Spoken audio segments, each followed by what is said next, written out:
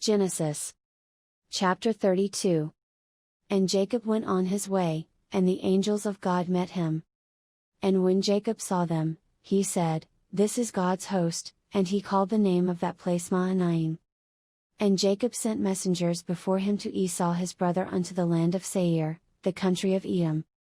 And he commanded them, saying, "Thus shall ye speak unto my lord Esau, thy servant Jacob saith thus, I have sojourned with Laban, and stayed there until now. And I have oxen, and asses, flocks, and men servants, and women servants, and I have sent to tell my lord, that I may find grace in thy sight." And the messengers returned to Jacob, saying, "We came to thy brother Esau, and also he cometh to meet thee, and 400 men with him." Then Jacob was greatly afraid and distressed, and he divided the people that was with him, and the flocks, and herds, and the camels, into 2 bands.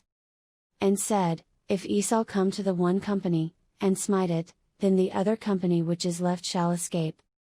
And Jacob said, "O God of my father Abraham, and God of my father Isaac, the Lord which saidst unto me, Return unto thy country, and to thy kindred, and I will deal well with thee. I am not worthy of the least of all the mercies, and of all the truth, which thou hast showed unto thy servant, for with my staff I passed over this Jordan, and now I am become 2 bands. Deliver me, I pray thee, from the hand of my brother, from the hand of Esau, for I fear him, lest he will come and smite me, and the mother with the children.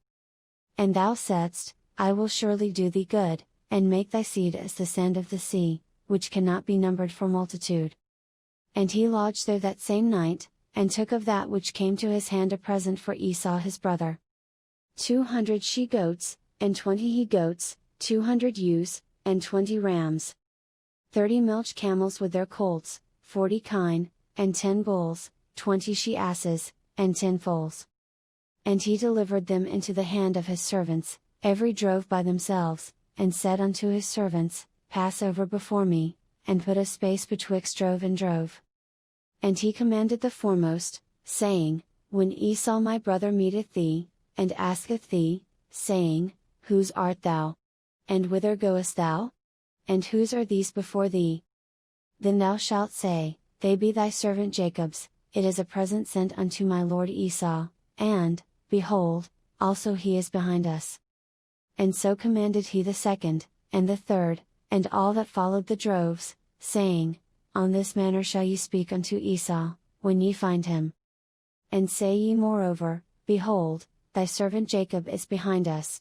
For he said, I will appease him with the present that goeth before me, and afterward I will see his face, peradventure he will accept of me.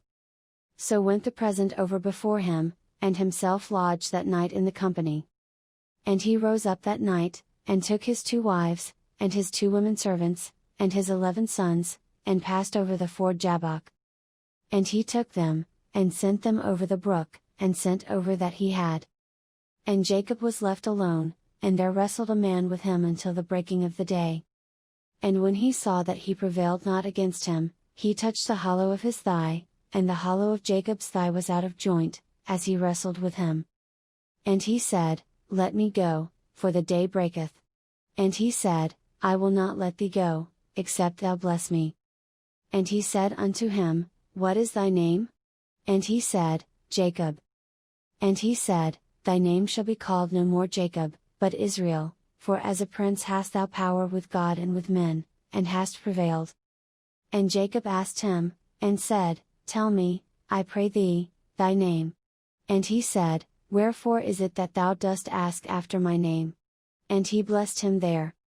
And Jacob called the name of the place Peniel, for I have seen God face to face, and my life is preserved.